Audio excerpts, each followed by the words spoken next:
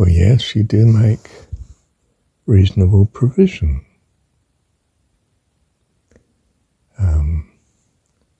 If you're going out, you're going to wear clothes because you're going to need clothes. Do you carry enough food to get you through the day? No, but you might take some money or your access to cash through your bank card or something. Your FBOS card if you're in New Zealand. So that you can buy things should you need to. In other words, you make sure you have available the needs you need. You're going to drive, perhaps. Well, it is very wise and part of our loving of God to just pause for a moment before you pull off. Thank God for his care and provision, and thank him for his security and safety. Is that presumptuous? No, of course it's not. It's to say, I know you're my loving dad, and I want to be aware of you. In the driving, safety-wise. So I'm thanking you now for your love and care. And do you see, you set off now with a calmer intention that, you don't want to get things out of proportion, do you? I charge into a roundabout because I'm in a hurry. No. God's never short of time. He can cope with every situation. So I'm calm. I wait for opportunity to come safely into the roundabout or the road junction or whatever it is, I'm running late. No, I'm not. I'm running later than I expected, and it's not keeping some prearranged, assumed schedule. But I will arrive in the fullness of time. And to know this is to arrive much more calmly and completely, and in presence of mind that is aware of God, instead of preoccupied with playing the game. You see, at the end of the day, it's far, far, far infinitely more important to have been aware of God's presence than anything else. For he is our everything. So we do make reasonable provision, but not unreasonable provision. As I've said earlier, don't insure yourself so up to the hilt that half your income is spent on insurance.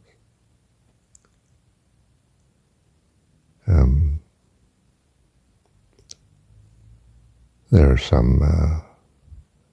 I knew a jeweller when I bought first 2 rings for my first wife. Nice chap, near retirement. And he said he'd just had a break-in that week. I said, oh goodness, you're insured? He said, no, I don't insure. I thought, wow. He says, I've only been broken into now 3 times in my life. And the amount that I've lost has been considerably less than the cost of insurance. Well, of course, if you're looking over a longer period of time, this is likely to be the case unless insurance companies go bust. They'll be charging more than the total risk because they're going to cover their business and their necessary income and profit. And you're going to be paying that. If, on the other hand, it's a sort of situation which you don't do very often, like, say, you're going to America from Europe, well, from New Zealand, Australasia, as I am in now, New Zealand, you take out medical insurance. Why? Because in the unlikely event of you being really seriously ill and needing care, you won't be able to afford American cost of health. So it's a good idea to take out the insurance, isn't it?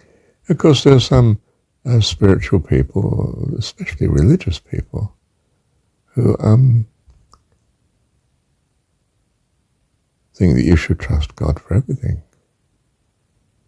And of course they go off to darkest Africa to convert the natives.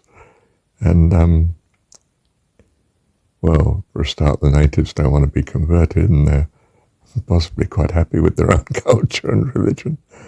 And they're not ready. They don't have ears to hear, really. Not only that, but the environment is something that you're not accustomed to or adjusted to at all. And you get malaria or something terrible, and that's it.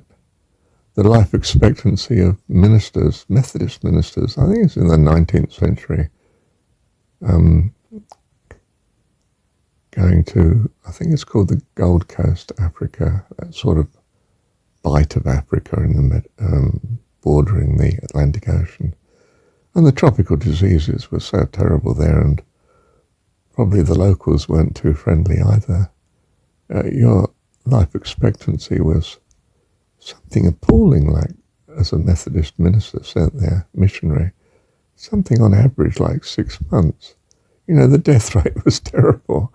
And I may be exaggerating this, but it was not good, I can tell you.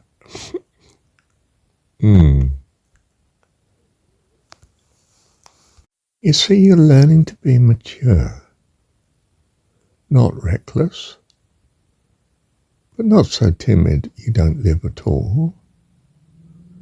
How do you strike the appropriate happy medium? Well, it's your relationship with God, which improves greatly with practice, I can tell you.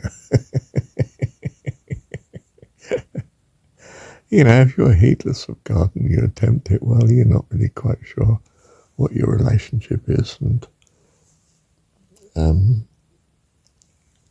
so on and so forth. You make mistakes. Because we're children, you see. This is what childhood is. We're moving from a situation of not being able to being,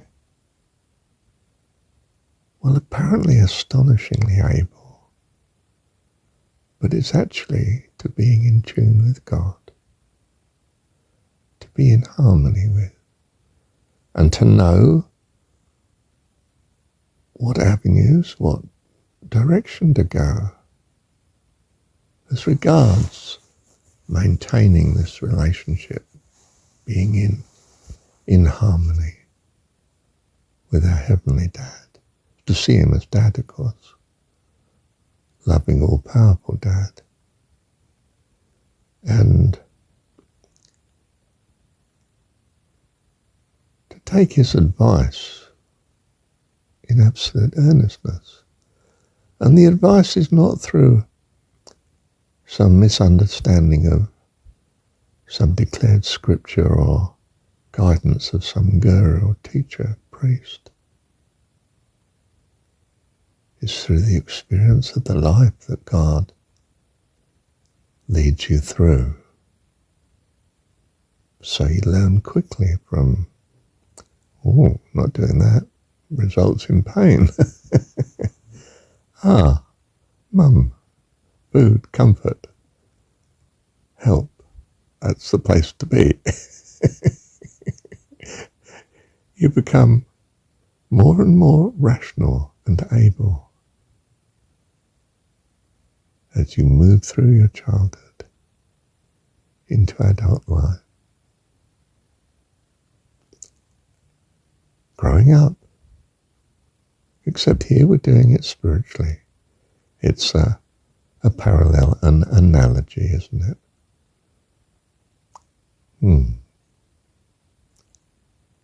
We're children of God. How unspeakably wonderful. Love you, Heavenly Dad. Thank you, Dad.